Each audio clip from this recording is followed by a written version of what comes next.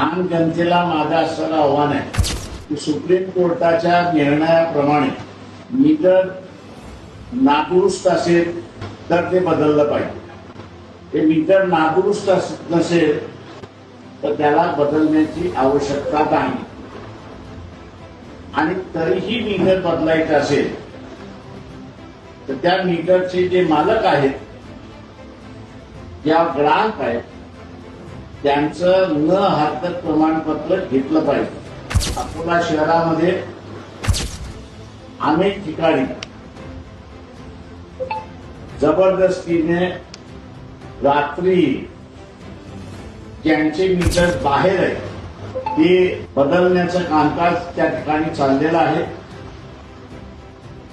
ज्यांच्या ज्यांच्या घरामध्ये त्यांची परवानगी न घेता मीटर बदललेला आहे त्यांनी पोलीस स्टेशनमध्ये कंप्लेंट करावी की माझ्या इथलं मीटर चोरीला गेलेलं आहे आणि जे बदलणारे आलेले आहेत